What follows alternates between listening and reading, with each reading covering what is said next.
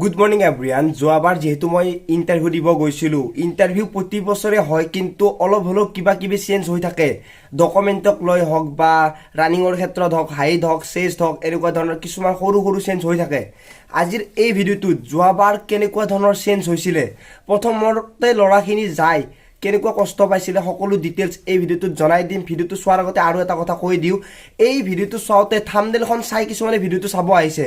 থাম্বনেইলখনত মোৰ ফটো লগোৱা আছে। মোৰ ফটোখন লগোৱাৰ কাৰণেও বহুতে কমেণ্ট কৰে যে পুলিচৰ ফটো কিয় লগাইছ, সেইখন মোৰ ফটো, মোৰ লগোৱাৰ অধিকাৰ আছে। গতিকে আপোনালোকে যিকোনো কমেণ্ট কৰি লাভ নাই। বাকী ভিডিঅ'টোত বেলেগ কথা কৈ নাথাকোঁ। এতিয়া কথাটো হ'ল, যোৱাবাৰ ইণ্ডিয়ান আৰ্মিৰ অপেন ৰেলীত সকলোৱে গৈছিলে, যিখিনি নতুনকৈ এইবাৰ যাম বুলি ভাবিছে।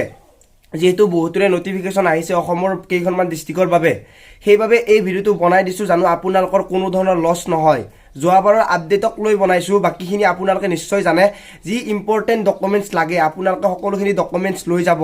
তাৰে ভিতৰত দুটা ইম্পৰ্টেণ্ট ডকুমেণ্ট যোৱাবাৰৰ পৰা বহুত বেছি ইম্পৰ্টেণ্ট হৈছে। সেই দুটা ডকুমেণ্ট হৈছে, এটা হৈছে এফিডেভিট, এটা হৈছে NRC। যাৰ যাৰ NRC আছে তেওঁকহে সোমাব দিছিলে।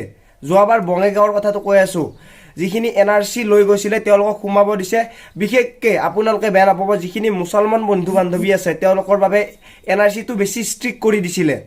বঙাইগাঁৱৰ ক্ষেত্ৰত কৈ আছোঁ, হয়তো বহুতে গম পাইছে, কিন্তু এফিডেভিটখন আপোনালোকে যাই বনাব লাগিব।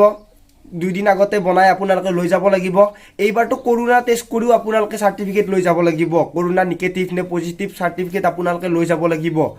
এতিয়া যিখন এফিডেভিট আছে আপোনালোকে কোৰ্টত গৈ বনাব পাৰিব। সেই এফিডেভিটখনত দুটা বস্তুৰ চাইন ইম্পৰ্টেণ্ট, এটা হৈছে নটাৰী, এটা হৈছে মেজিষ্ট্ৰেট।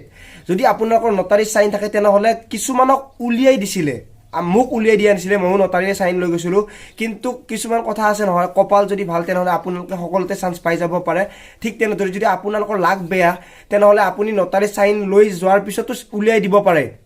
সেইবাবে আপোনালোকে অলপ ভাবি চিন্তি কামটো কৰিব। যদি মেজিষ্ট্ৰেট চাইন হয় তেনেহ'লে প্ৰব্লেম নাই। যদি নটাৰী, আগতেতো নটাৰীৰে যিহেতু আছিলে, মই দুবাৰকৈ গৈছোঁ, দুবাৰ নটাৰীৰে চাইন মাৰিছোঁ আৰু দুবাৰ মোৰ কোনো ধৰণৰ প্ৰব্লেম হোৱা নাই। আৰু বাকী ডকুমেণ্টছটো জানেই, বাকী এডুকেশ্যনেল কোৱালিফিকেশ্যন চাৰ্টিফিকেট আপোনালোকৰ যিমানখিনি আছে গোটেইখিনি লৈ যাব লাগিব। এইবাৰ কিন্তু নতুন কিছুমান ডকুমেণ্টছৰ ইম্পৰ্টেণ্ট দিয়া হৈছে। সেই ডকুমেণ্টছৰ ওপৰত যদি ভিডিঅ' লাগে তেনেহ'লে আপোনালোকে কমেণ্টত জনাব। মই ধুনীয়াকৈ ভিডিঅ'টো পূৰা এটা এটাকৈ পাৰ্ট বনাই দিম, মানে কি কি ডকুমেণ্ট লাগে, মোৰ কি কি আছে, কেনেকুৱাকৈ লৈ যাব লাগিব, কেইখন লৈ যাব লাগিব, কমেণ্টত জনাব। ভিডিঅ'টো সকলোকে শ্বেয়াৰ কৰি দিব। যিহেতু ইণ্ডিয়ান আৰ্মিৰ অপেন ৰেলী আহি আছে, অসমত আপাৰ আছামৰ বাবে আহিল বা কিছুমান বাকী কেইখনমান ডিষ্ট্ৰিক্টৰ বাবেও আহিল আৰু লৱাৰ আছামৰ বাবে আহিব হৈছে। গতিকে আপোনালোকক যদি ভিডিঅ' লাগে কমেণ্টত জনাব। এই ভিডিঅ'টো সকলোকে শ্বেয়াৰ কৰিব নাপাহৰিব আৰু মোৰ ব্লগিং চেনেলৰ লিংক ডেছক্ৰিপশ্যনত দি আছে, গৈ আপোনালোকে ছাবস্ক্ৰাইব কৰিব নাপাহৰিব। আজিলৈ ইমানে, পুনৰ লগ পোৱাৰ আশাৰে মই জিতুমণি। জয় আই অসম।